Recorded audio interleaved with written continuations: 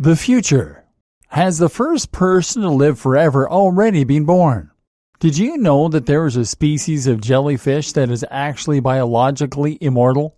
That means that unless it is physically killed by a predator or disease, it will potentially live forever and never die.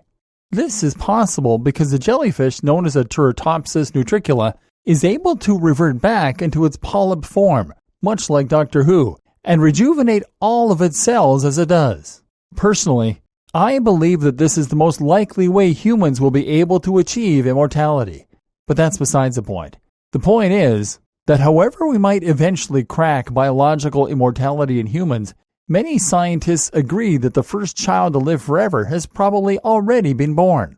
How is this possible? And how likely is it? Why, it might be possible. People are getting older and older all the time, as we generally learn more about how to live healthy lives, fight illness, and improve our diets and lifestyles. We smoke less, we eat better diets, we drink cleaner water, and we take better medication. Already, people are living longer than they did 100 years ago, with the oldest person so far has lived to an impressive 122 years and 164 days. There are claims of older, but this is the oldest verified claim. If you make the assumption that this record will be beaten, then it's safe to say that some people born today might live to 130 or even 140. That means that they'll die in the year 2153, by which time technology is likely to be unrecognizable.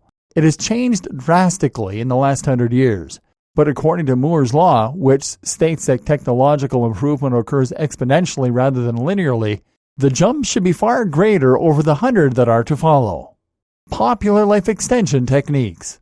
During this time, it's highly likely that we will see medicines and technologies introduced that can extend our lifestyles. Already there are many signs that this may be the case, and many candidates for the technologies that might do this.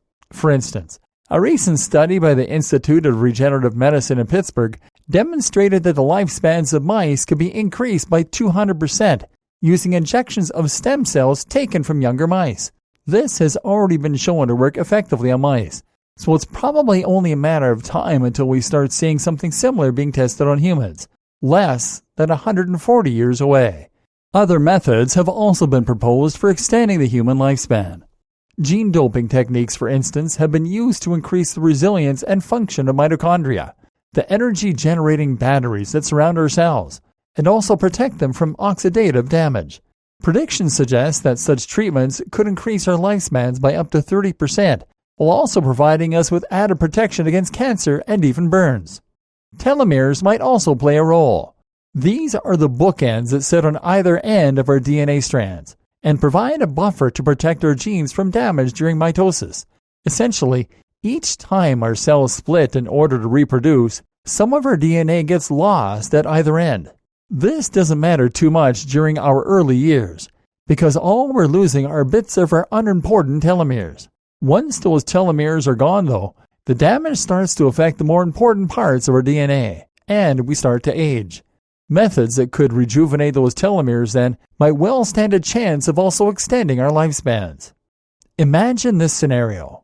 So let's imagine that all these techniques are introduced in the next 140 years and are proven to be successful. It's theoretically possible then that your children might have the option to extend their already longer lifespans by up to 300%, meaning that they could live to be 420.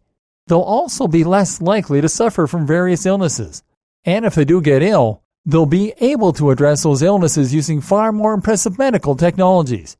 This now takes them to the year 2432, at which point there are bound to be countless new technologies that could enhance their lifespan even further, or perhaps even indefinitely. Of course, it might not go that way. It could be that we destroy ourselves in a nuclear war long before their 30th birthday, or that their lifespans decline through inactivity and an over-reliance on computers and gadgets.